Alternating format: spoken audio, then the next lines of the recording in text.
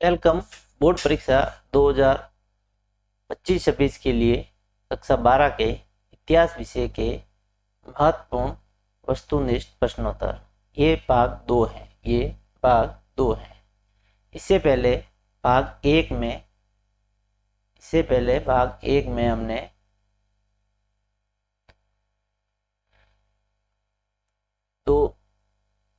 Part 1 में हमने वर्ष 2023, 2024 और 2025 में आए हुए आरबीएससी में आए हुए महत्वपूर्ण इंपोर्टेंट क्वेश्चन को हल किया था। आज हम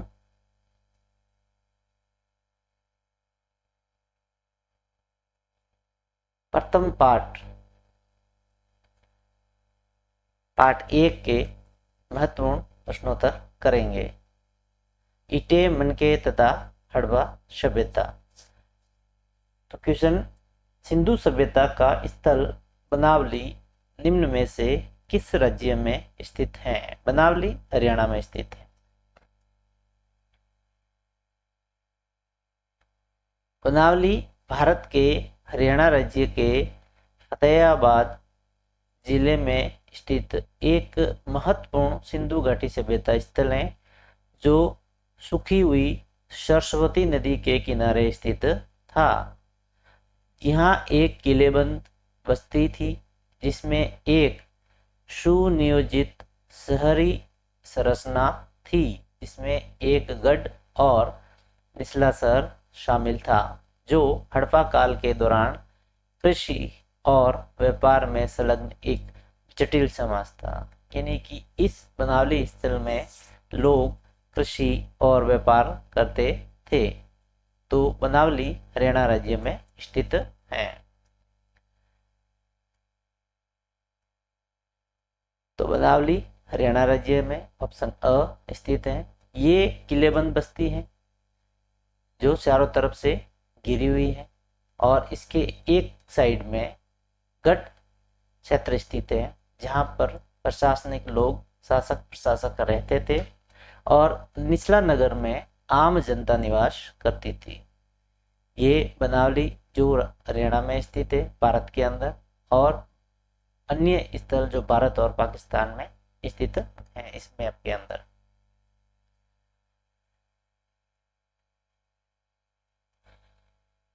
सिंधु घाटी सभ्यता की सबसे विशिष्ट पुरावस्तु है तो वह है मुहर। ऑप्शन श, मुहर।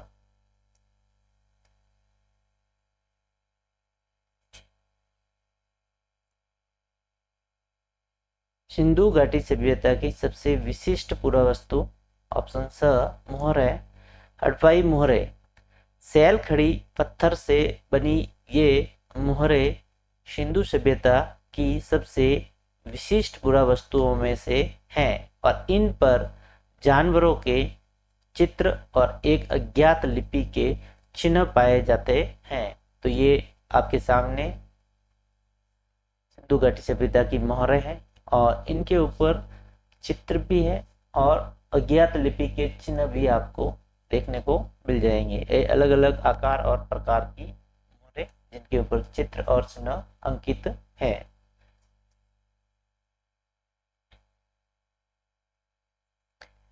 अगला क्वेश्चन, सिंधु सभ्यता का स्थल धौलावीरा निम्न में से किस राज्य में स्थित है? तो धौलावीरा जो है ऑप्शन ब, गुजरात में स्थित है।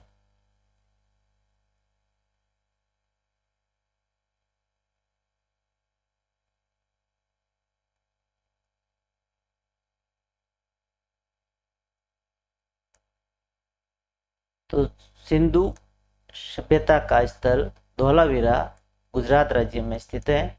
धौलावीरा गुजरात के कच्छ जिले में स्थित एक हड़प्पा कालीन पुरातात्विक स्थल है जो सिंधु घाटी सभ्यता का महत्वपूर्ण शहरी केंद्र था। यह भारत का 40वां यूनेस्को विश्व धरोहर स्थल है जो अपनी परिष्कृत जल संरक्षण प्रणाली, जलाशयों और चेक डैम और सुनियोजित शहरी नियोजन के लिए प्रसिद्ध है।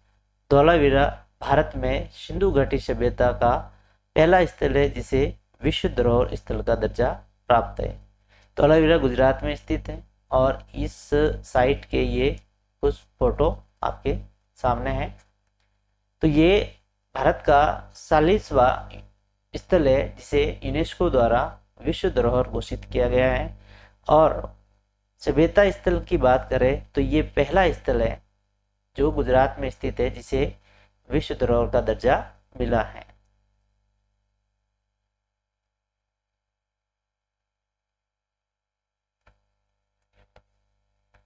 मिट्टी से बने हल के प्रतिरूप मिट्टी से बने हल के प्रतिरूप किस स्थल से प्राप्त हुए हैं? तो वो बनावली से प्राप्त हुए हैं। बनावली जो हरियाणा में स्थित है। अन्य और भी जो वस्तुएं हैं जो बनावली से प्राप्त हुई है इस चित्र के अनुसार, और ये मिट्टी का बना हुआ हल का प्रतिरूप भी प्राप्त हुआ है। बनावली सिंधु घाटी सभ्यता का एक पुरातात्विक स्थल है जो हरियाणा के फतेहाबाद जिले में रंगोई नदी के तट पर स्थित है। यह स्थल 1974 में आर.एस. बिष्ट द्वारा खोजा गया था। हड़प्पा सभ्यता का बनावली जो स्थल है वो आर.एस. बिष्ट द्वारा खोजा गया था और यहाँ तीन सांस्कृतिक अनुक्रम पूर्व हड़प्पा और हड़प्पा के बाद पाए गए हैं। बनावली में मिला टेराकोटा हल मॉडल एक महत्वपूर्ण खोज है जो दर्शाता है कि ये सभ्यता कृषि में उन्नत थी और इसे हरियाणा टूरिज्म ने भारतीय उपमहाद्वीप में अब तक का पहला नमूना बताया है।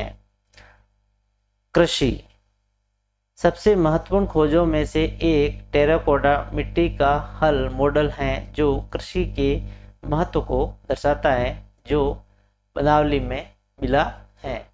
अन्य जो वस्तुएं हैं वो भी खुदाई के अंदर बनावली से प्राप्त हुई है।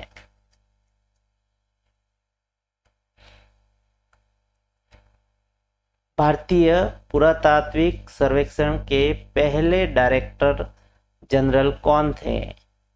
तो ऑप्शन स वो कनिंघम थे। भारतीय पुरातात्विक सर्वेक्षण के पहले जनरल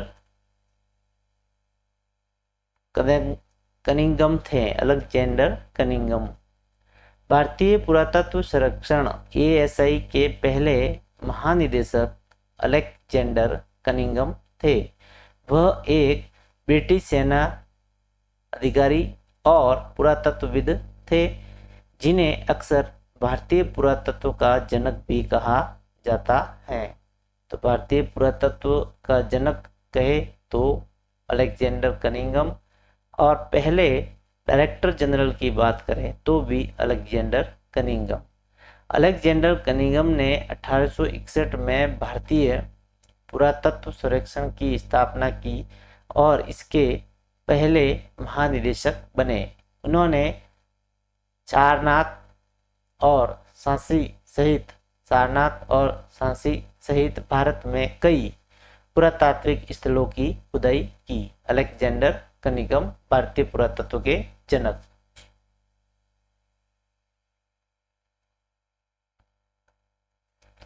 पुरातत्वविदों को हड़प्पा सभ्यता के किस स्थल से जुते हुए खेत के साक्ष्य मिले हैं? तो वो है ऑप्शन द कालीबंगन, राजस्थान। तो ये कालीबंगन राजस्थान के हनुमानगढ़ जिले में स्थित है।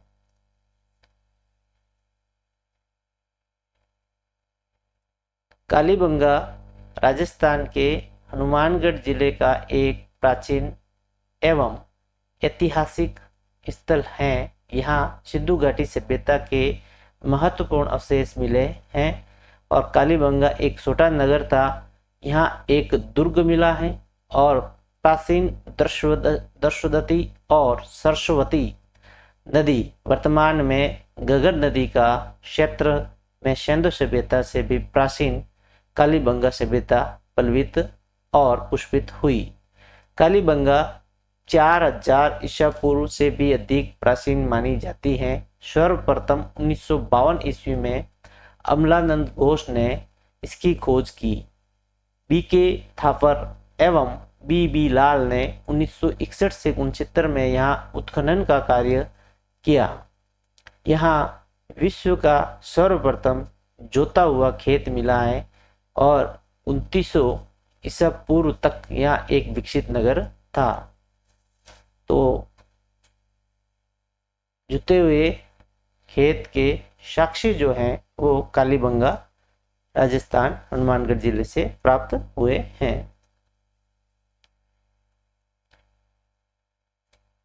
थार रेगिस्तान से लगा हुआ पाकिस्तान का रेगिस्तानी क्षेत्र क्या कहलाता है?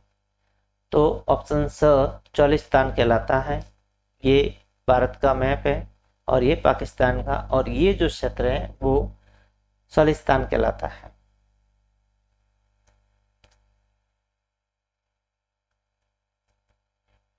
चोलिस्तान पाकिस्तान के पंजाब प्रांत में स्थित एक रेगिस्तानी क्षेत्र है जो भारत के थार रेगिस्तान से जुड़ा हुआ है। इसे स्थानीय भाषा में रोही भी कहते हैं। चोलिस्तान शब्द तुर्की शब्द चौल, जिसका अर्थ रेत, और फारसी प्रत्यय स्तान, जिसका अर्थ भूमि, से मिलकर बना, इसलिए इसका अर्थ रेत की भूमि है। और ये क्षेत्र अपनी प्राचीन सभ्यताओं, हकरा नदी के सूखे हुए मार्ग और देरावर जैसे किलों के लिए भी जाना जाता है। तो ये स्थान जो भारत के रेगिस्तान से लगा हुआ है, पाकिस्तान का इलाका चोलिस्तान कहलाता है।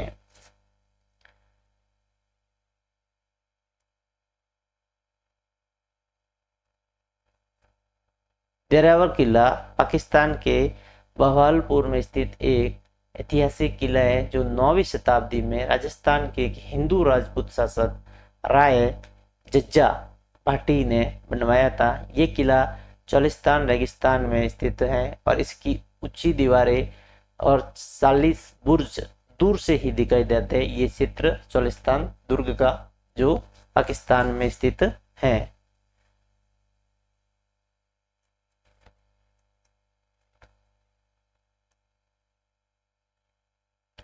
भारतीय पुरातत्व का जनक किसे कहा जाता है? तो Alexander Cunningham, option the Alexander Cunningham और द बिल्सा टॉप्स, ये अलेक्जेंडर कनिंघम द्वारा लिखी गई बुक है।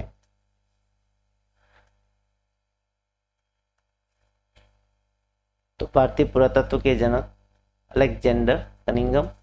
सर अलेक्जेंडर कनिंघम एक ब्रिटिश सेना इंजीनियर और पुरातत्वविद को भारतीय पुरातत्व का जनक माना जाता है। उन्होंने 1861 में भारतीय पुरातत्व सर्वेक्षण ASI की स्थापना की थी। अगर कहे कि भारतीय पुरातत्व सर्वेक्षण ASI जो विभाग है, इसकी स्थापना सर्वप्रथम अंग्रेजों के समय किसने की थी?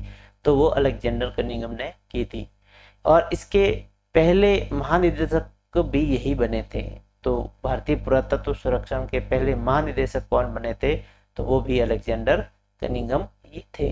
कनिंघम ने सारनाथ, झांसी और हड़प्पा जैसे कई बौद्ध स्थलों की खुदाई की और संरक्षण में महत्वपूर्ण भूमिका निभाई। साथ ही भारत के प्राचीन इतिहास और स्मारकों के व्यवस्थित अध्ययन को बढ़ावा दिया। Alexander Cunningham.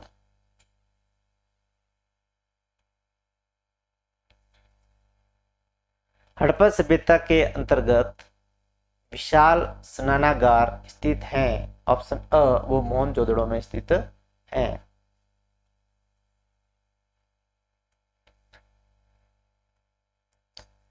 तो विशाल स्नानागार मोहनजोदड़ो में स्थित है। मोहनजोदड़ो पाकिस्तान के सिंध प्रांत में एक प्राचीन सिंधु घाटी सभ्यता का शहर है, जिसका अर्थ है मुर्दों का टीला।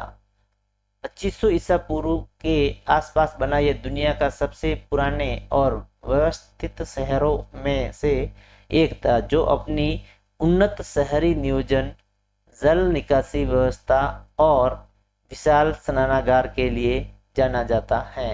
तो मोहनजोदड़ो अपनी उन्नत शहरी नियोजन, जल निकासी व्यवस्था और विशाल स्नानागार के लिए जाना जाता है। यहाँ की खुदाई में नृत्य करती लड़की की कांस्य प्रतिमा, पशुपति मोहर, दाढ़ी वाले पुजारी की मूर्ति जैसी महत्वपूर्ण कलाकृतियां मिली हैं। तो ये एक मोहर है जो पशुपति का चित्र इसके ऊपर है। ये कांस्य से बनी हुई एक प्रतिमा है और ये दाढ़ी वाले पुजारी की मूर्ति।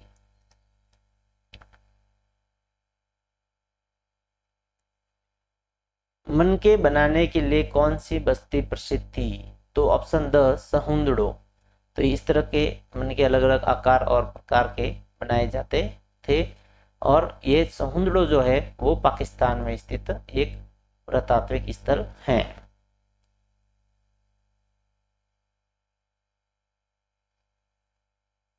तो मनके बनाने के लिए सहुंदड़ो बस्ती प्रसिद्ध थी।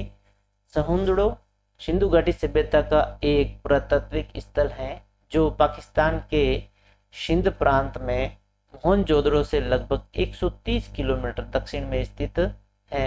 यह क्षेत्र मनका बनाने, मुहर बनाने, सौंदर्य प्रसाधन जैसे शिल्प उत्पादन का एक प्रमुख केंद्र था और इसे अक्सर सैंधव सभ्यता का औद्योगिक शहर भी कहा जाता है। सैंधव सभ्यता का या सिंधु घाटी सभ्यता का औद्योगिक शहर किसे कहा जाता है? तो वह सहुंदड़ो को कहा जाता है।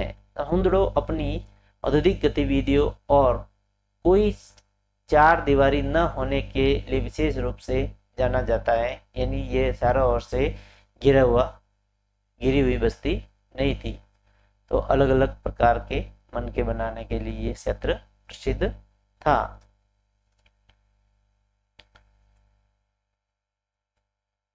बालाकोट तथा नागेश्वर किस वस्तु के निर्माण के लिए प्रसिद्ध था? तो शंख की वस्तु, ऑप्शन स शंख की बनी हुई वस्तुओं के लिए प्रसिद्ध था। बालाकोट पाकिस्तान में स्थित है और नागेश्वर भारत के गुजरात राज्य के अरब सागर किनारे स्थित है।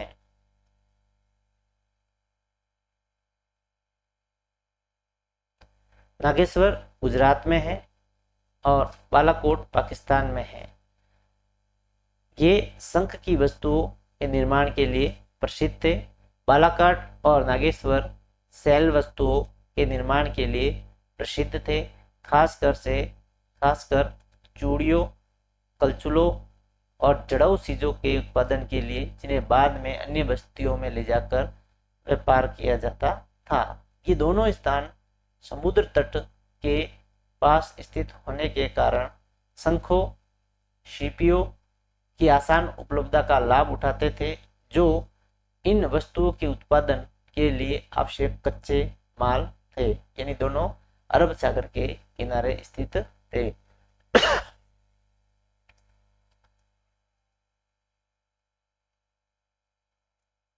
अधिकांश हड़प्पा स्थल निम्न में से किन क्षेत्रों में स्थित थे? तो ऑप्शन स अर्ध शुष्क क्षेत्रों में स्थित थे। सिंधु घाटी सभ्यता के प्रमुख स्थल इस मैप के अनुसार उस पाकिस्तान में है, जैसे हड़प्पा, मेहरगढ़, मोहनजोदड़ो, सहुंदड़ो, और भारत के अंदर धोलावीरा, सुरकोटदा, लोथल, रंगपुर आदि भारत में स्थित थे।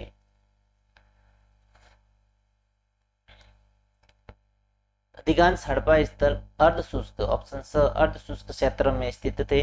अधिकांश हड़प्पा स्थल अर्धशुष्क जलवायु वाले क्षेत्रों में स्थित थे, जहां कृषि के लिए अक्सर सिंचाई की आवश्यकता होती थी और यह क्षेत्र शीतकालीन वर्षा पर निर्भर था। यहाँ मौसमी जलधाराएं पाई जाती थी, जो मानव निर्मित जल प्रणालियों के साथ मिलकर कृषि को संभव बनाती थी। सिंधु घाटी सभ्यता के केंद्र हड़प्पा, मोहनजोदड़ो, लोथल, कालीबंगा, धोलावीरा जैसे प्रमुख स्थल सिंधु नदी घाटी के आसपास के क्षेत्रों में केंद्रित थे, जो स्वाभाविक रूप से अर्ध शुष्क प्रकृति के थे।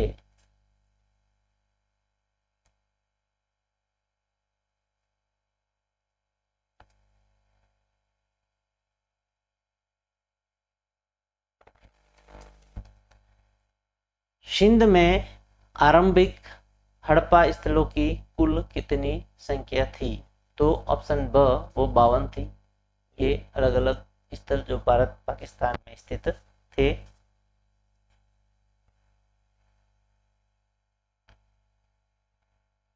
आरंभिक तथा विकसित हड़प्पा बस्तियां। सिंध और चोलिस्तान थार रेगिस्तान से लगा हुआ पाकिस्तान का रेगिस्तानी क्षेत्र में बस्तियों की संख्या के संबंध में आंकड़े दिए गए हैं।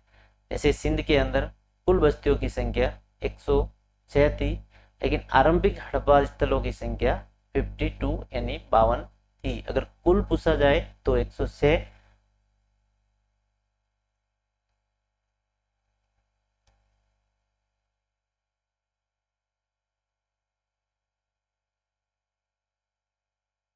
सिंध प्रांत में कुछ प्रमुख प्रारंभिक हड़प्पा पूर्व स्थल आमरी और कोटदीजी हैं। ये स्थल सिंधु घाटी सभ्यता के शुरुआती चरणों से संबंधित हैं और इन बस्तियों में पूर्व हड़प्पा काल की संस्कृतियों के प्रमाण मिलते हैं।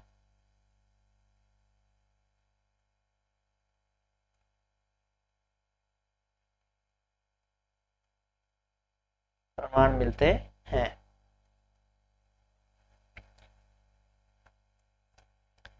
अफगानिस्तान में नहरों के अवशेष कहां से मिले?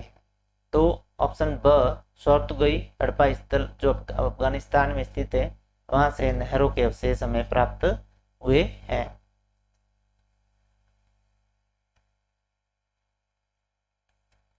तो शोर्तगुई हड़प्पा स्थल अफगानिस्तान में स्थित है और यहाँ से नहरों के अवशेष हमें प्राप्त हुए हैं।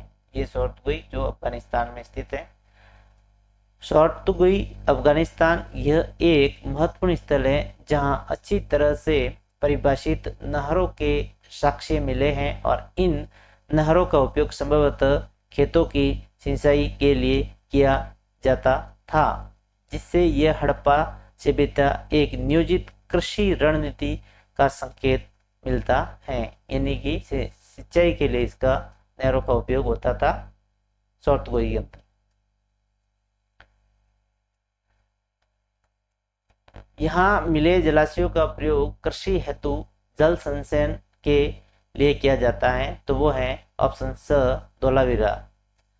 धोलावीरा में जल संचय के लिए जल संचय कृषि कार्य हेतु किया जाता था जलाशयों का उपयोग। यहाँ मिले जलाशयों का प्रयोग धोलावीरा में कृषि हेतु जल संचय के लिए किया जाता था। धोलावीरा की जल संचय प्रणाली में शुष्क मौसम में पीने और कृषि के लिए वर्षा जल, मौसमी नदियों के पानी को संग्रहित करने के लिए विशाल पत्थर के जलाशय, चेक डैम तथा घरों और सड़कों से पानी को जलाशयों तक पहुंचाने के लिए चैनलों और ढलानों का एक जटिल नेटवर्क शामिल था। यह दुनिया में सबसे पुरानी पत्थर निर्मित जल प्रणालियों में से एक थी, जो जल संरक्षण में हड़प्पा सभ्यता की उन्नत तकनीकों को दर्शाती है। तो वो स्थल था धोलावीरा।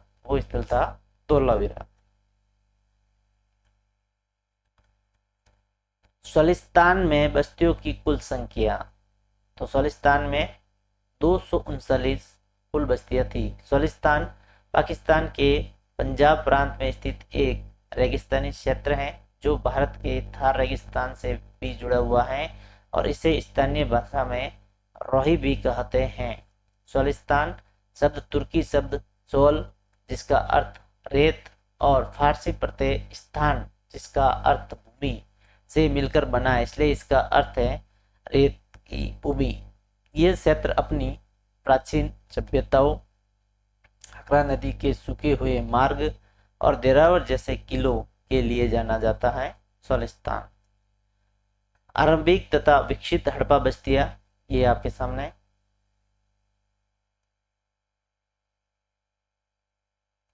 तो कुल जो बस्तियां थी वो थी 239, जो कि यहाँ पर दे रखी हैं 239 बस्तियों की कुल संख्या। सिंध और सोलिस्तान में अलग अलग जो बस्तियां दे रखी है, और आरंभिक हड़प्पा स्थलों की बात करें तो वो थी 37, और हमें पूछा गया है कुल संख्या, जो सोलिस्तान के अंदर 239 थी, और ये सोलिस्तान जो भारत के थार रेगिस्तान से लगा हुआ क्षेत्र है।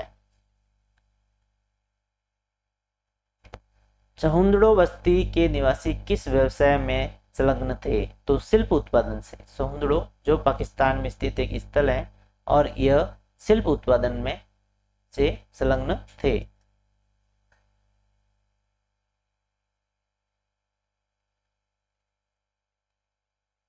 तो सहुंदड़ो बस्ती के निवासी शिल्प उत्पादन में संलग्न थे। सहुंदड़ो सिंधु घाटी सभ्यता का एक पुरातात्विक स्थल है, जो वर्तमान पाकिस्तान के सिंध प्रांत में स्थित है, और इसे सिंधु सभ्यता के बाद जुक्कर शरण से संबंधित माना जाता है। और यह एक छोटी बस्ती थी जो मुख्य रूप से मनके बनाने, धातु कर्म, मुहर और तोल के निर्माण जैसे शिल्प उत्पादन के लिए समर्पित थी। सहुंदड़ों से बिल्ली का पीछा करते हुए कुत्ते के पंजे के निशान वाली ईंट प्राप्त हुई है, और लिपस्टिक के अवशेष भी वहां से प्राप्त हुए हैं, और 4 पहियों वाली गाड़ी भी यहाँ से मिली है।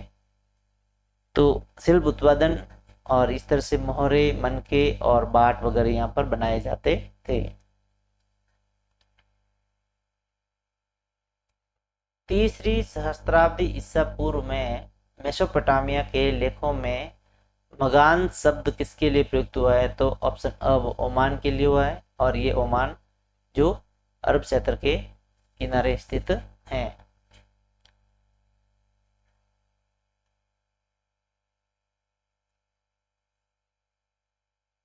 तो मगान शब्द ऑप्शन ओमान के लिए प्रयुक्त हुआ है मेसोपोटामिया के लेखों में।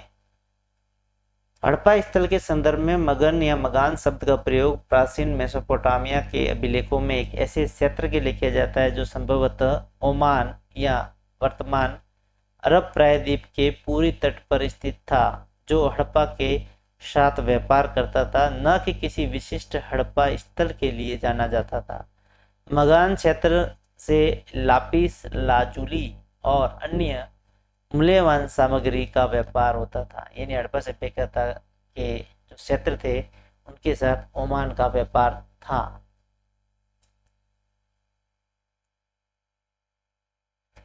हड़प्पा सभ्यता में विनियमित बाटों को किस पत्थर से बनाया जाता था? तो ऑप्शन शर्ट नामक पत्थर से बनाया जाता था। इस तरह से बाट थे, कुछ गोलाकार, कुछ चौकोर। ये सिंधु घाटी सभ्यता के समय के।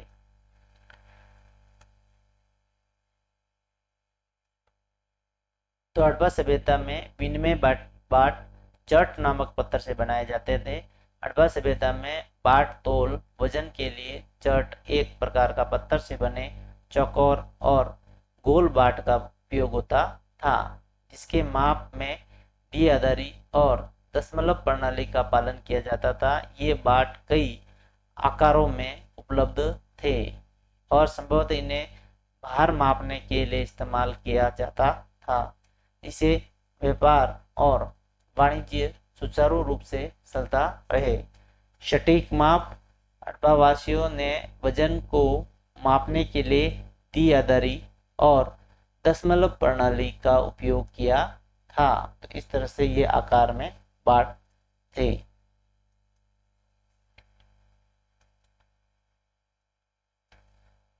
हड़प्पाई लिपि लिखी जाती थी। तो हड़प्पाई लिपि को ऑप्शन दाई से बाई और लिखा जाता था, यानी इस तरफ से लिखना शुरू करते थे और इस तरफ चलते थे। तो ये कुछ मोहरे और कुछ अभिलेख हैं जो लिखे, उनके ऊपर कुछ लिखा गया है, लेकिन इनके ऊपर लिखे गए चिन्ह हैं और जो अक्षर है वो आज तक पढ़े नहीं गए हैं।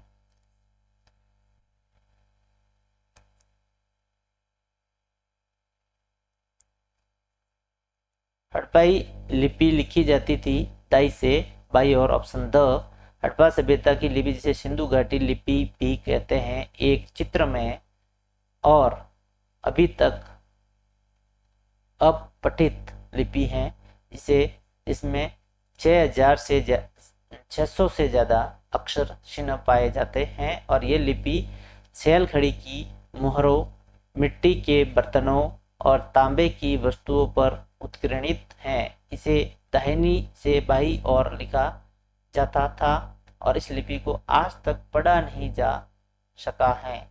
इसे हड़प्पा सभ्यता के साहित्य और भाषा के बारे में जानकारी प्राप्त करना मुश्किल है। तो हड़प्पा सभ्यता के साहित्य और भाषा को आज तक नहीं जाना गया है। अर्ली इंडस सिविलाइजेशन के रचयिता थे जो ऑप्शन ब अर्नेस्ट मैके।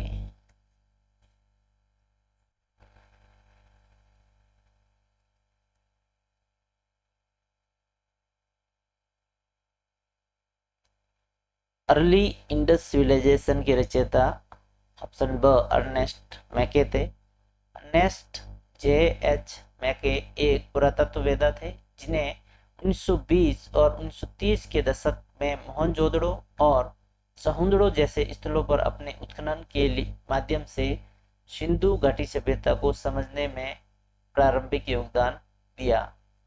उन्होंने व्यापक रचनाएं प्रकाशित की जिनमें 1935 में प्रकाशित पुस्तक इंडस सिविलाइजेशन भी शामिल हैं। तो उन्होंने अर्ली इंडस सिविलाइजेशन और इंडस सिविलाइजेशन जैसी पुस्तकें लिखी जिसमें इस प्राचीन समाज की शहरी योजना, कलाकृतियों और सांस्कृतिक पहलुओं का विस्तृत विवरण दिया गया है। उनके कार्य ने सभ्यता की समय रेखा लगभग 2600 से 1900 ईसा पूर्व तक स्थापित करने में मदद की और इसके व्यापारिक संबंधों और शिल्प कौशल के बारे में जानकारी प्रदान की।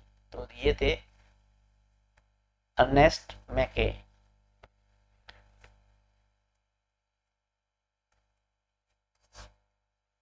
हड़प्पा सभ्यता का स्थल लोथल किस राज्य में है? तो लोथल ऑप्शन अ गुजरात में स्थित है और ये एक बंदरगाह स्थल भी था, यानी गोदीवाड़ा यहाँ पर आकर अलग जहाज जो है वहाँ रुकते थे।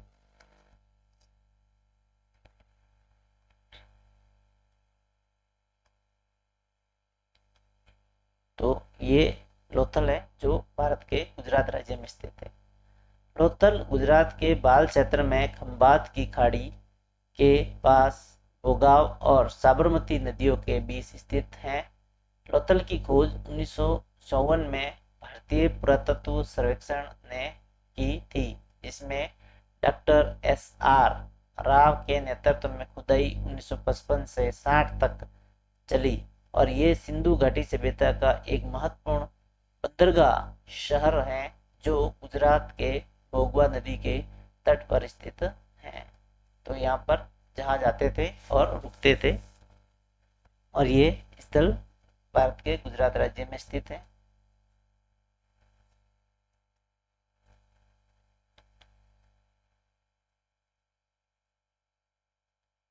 तो लोथल गुजरात राज्य में स्थित है। लोथल प्राचीन सिंधु घाटी सभ्यता का एक प्रमुख बंदरगाह शहर था जो लगभग 2400 ईसा पूर्व में भारत के वर्तमान गुजरात में फला फूला। ये अपनी उन्नत इंजीनियरिंग और शहरी नियोजन, विशेष रूप में कृत्रिम गोदी के लिए उल्लेखनीय है और मोतियों, रत्नों, आभूषणों के व्यापार के लिए एक संपन्न केंद्र था जिसके वाणिज्य के पश्चिमी एशिया तक पहुंचने के प्रमाण मिले हैं।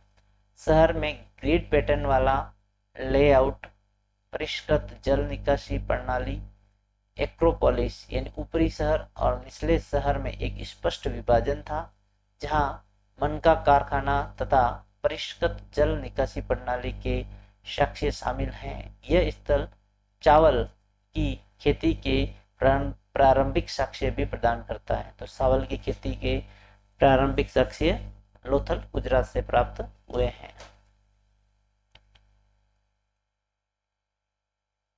हड़प्पा स्थल से नहरों के कुछ अवशेष कहाँ से मिले? तो ऑप्शन अ सौतगोई से, और सौतगोई जो है अफगानिस्तान में स्थित है।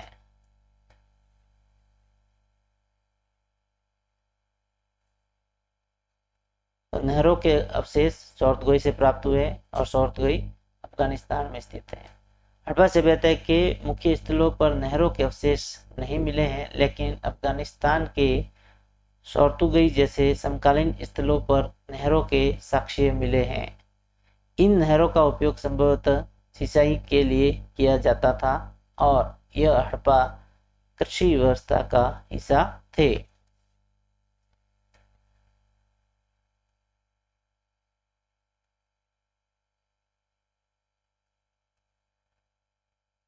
हड़प्पा सभ्यता का काल निर्धारण क्या माना जाता है? तो ऑप्शन द 2600 से 1900 ईसा पूर्व के बीच हड़प्पा सभ्यता परिपक्व हड़प्पा सभ्यता थी।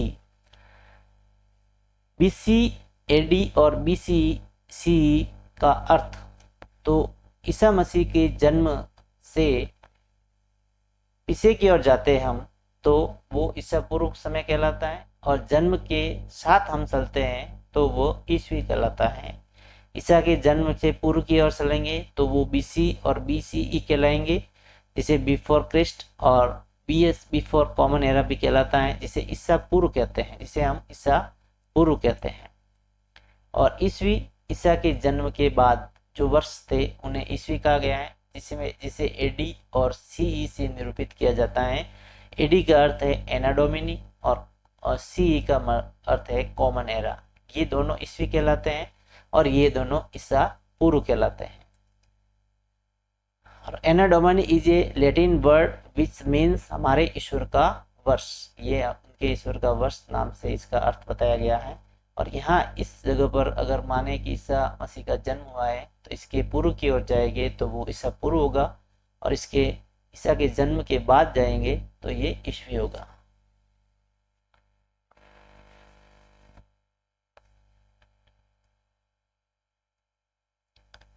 हड़प्पा सभ्यता का काल निर्धारण ऑप्शन द 2600 से 1900 ईसा पूर्व के बीच था।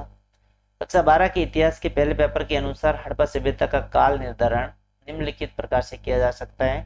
परिपक्व हड़प्पा संस्कृति 2600 ईसा पूर्व से 1900 ईसा पूर्व। यह वह अवधि है जिसके दौरान हड़प्पा सभ्यता अपने चरम पर थी और इसकी विशिष्ट शहरी विशेषताएं विकसित हुई, जैसे सुनियोजित नगर, मोहरे, लेखन प्रणाली, मानकीकृत भार। तो ये जो काल था इसके अंदर ये सारी व्यवस्थाएं परिपक्व हुई थी।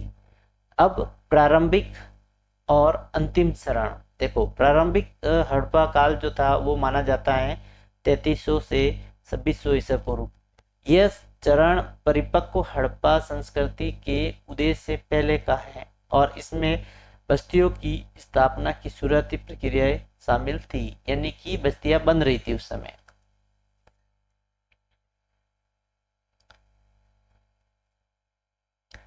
तो काल निर्धारण 2600 से 1900 ईसा पूर्व माना जाता है हड़प्पा सभ्यता का। अब अंतिम हड़प्पा काल जो था वो 1900 से 1300 ईसा पूर्व, और इस चरण में सभ्यता का पतन हुआ, यानी ये जो समय आया इस समय धीरे धीरे हड़प्पा सभ्यता खत्म होती गई, जिसमें कुछ विशिष्ट शहरी विशेषताओं का क्रमिक रूप से गायब होना शामिल है। धीरे धीरे जो शहरी व्यवस्थाएं थी वो समाप्त होने लगी। अब काल का निर्धारण के स्रोत क्या थे, किस आधार पर इन तीनों कालों को माना गया है? आरंभिक हड़प्पा स्तर, आरंभिक हड़प्पा काल और अंतिम हड़प्पा काल। तो ये काल निर्धारण मुख्य रूप से पुरातात्विक साक्ष्यों जैसे बस्तियों की खुदाई से, कलाकृतियों से, रेडियो कार्बन डेटिंग से, मेसोपोटामिया जैसे अन्य समकालीन सभ्यताओं के साथ व्यापार संपर्कों पर आधारित हैं। हड़प्पा सभ्यता से प्राप्त मोहरे और अन्य कलाकृतियां काल निर्धारण के महत्वपूर्ण पुरातात्विक स्रोत थे। इस तरह से इन्होंने इस समय को निर्धारित किया था। अब ईसा मसीह का जन्म एक वर्ष से माना जाता है, तो इसके इस तरफ जाते हैं तो वो ईस्वी कहलाता है। जन्म के बाद अगर हम चलते हैं तो वो ईस्वी कहलाता है, और जन्म के पहले चलते हैं तो वो ईसा पूर्व कहलाता है। बिफोर कॉमन एरा यानी ईसा पूर्व, और कॉमन एरा यानी ईस्वी। तो ईसा पूर्व इसे बीसी कहते हैं, और ईस्वी को एडा डोमिनी का इस्तेमाल ग्रेगोरियन कैलेंडर के समय की गणना के लिए किया जाता है, जिसमें यीशु मसीह के जन्म को केंद्र बिंदु माना गया है। तो ये माना जाता है कि यहाँ पर ईसा मसीह का जन्म हुआ था। जन्म के बाद के समय को उन्होंने ईस्वी कहा है, और जन्म से पहले के समय को इन्होंने ईसा पूर्व कहा है।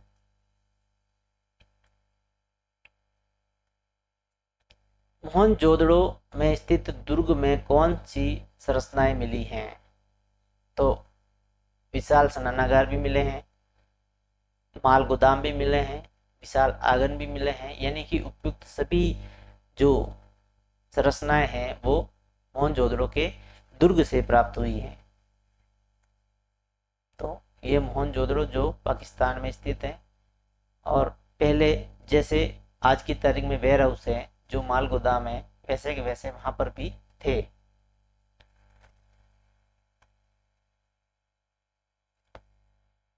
तो उपयुक्त सभी यानी कि विशाल स्नानागार, माल गोदाम और विशाल आंगन सब प्राप्त हुए हैं। मोहनजोदड़ो की खोज से मां स्नानघर, विशाल अन्न भंडार, नर्तकी की कांस्य मूर्ति, पुजारी राजा की पत्थर की मूर्ति, पशुपति मोहर और सूती कपड़े जैसे कई महत्वपूर्ण पुरातात्विक साक्ष्य मिले हैं। इसके अलावा तांबे और कांसे के बर्तन, मोहरे, औजार, चक्की के पाट और माप तोल के पत्थर भी प्राप्त हुए हैं। तो ये मोहनजोदड़ो से प्राप्त हुए हैं। मोहनजोदड़ो में उत्खननों का प्रारंभ कब किया गया? तो 1925 से।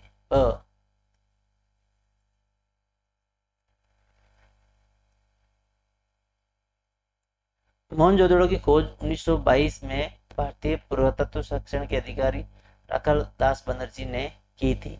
तो खोज की बात करें तो राखल दास बनर्जी, और यहाँ उत्खनन दयाराम साहनी द्वारा 1921 में किए गए हड़प्पा के उत्खनन के 2 साल बाद शुरू हुआ था। यानी पहले हड़प्पा स्थल की खुदाई हुई, उसके बाद मोहनजोदड़ो की।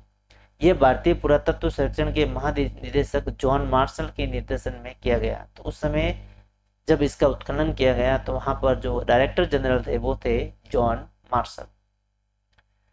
काल रेखा 2 को देखें हम तो हड़प्पा पुरातत्व के विकास के प्रमुख चरण, इसके अंदर 1925 के अंदर मोहनजोदड़ो के उत्खननों का प्रारंभ किया गया।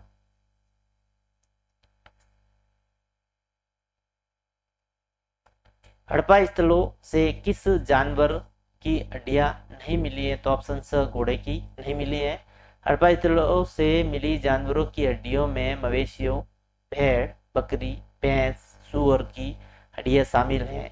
पूरा प्राणी विज्ञानियों अथवा जीव पुरातत्वविदों द्वारा किए गए अध्ययनों से संकेत मिलता है कि ये सभी जानवर पालतू थे। जंगली प्रजातियां जैसे वरा, सूअर, हिरण तथा घड़ियाल की हड्डियां भी मिली हैं। हम ये नहीं जान पाए हैं कि हड़प्पा निवासी स्वयं इन जानवरों का शिकार करते थे अथवा अन्य आखेटक समुदायों से इनका मांस प्राप्त करते थे। मछली और पक्षियों की हड्डियां भी यहाँ से मिली हैं।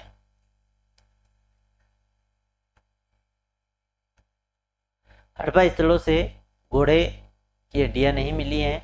हड़प्पा स्थल से पालतू जानवर जैसे कि मवेशी, भेड़, बकरी, भैंस, चूर की हड्डियां मिली हैं। साथ ही हिरण, सुअर, घड़ियाल और मछली की जैसी जंगली प्रजातियों की हड्डियां भी मिली हैं।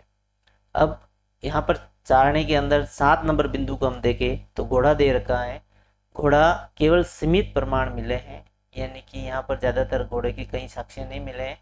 केवल सूरकोटदा गुजरात के अंदर इसके साक्ष्य मिले हैं, वो भी सीमित प्रमाण है और विवादित प्रमाण भी माना जाता है इसको, संभवतः ये जंगली नस्ल का घोड़ा था जो लोगों के पालतू नहीं था।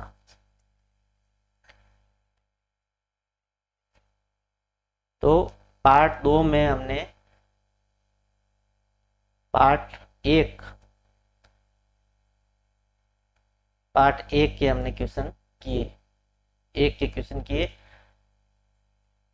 नेक्स्ट वीडियो में हम पार्ट 2 के क्वेश्चन करेंगे।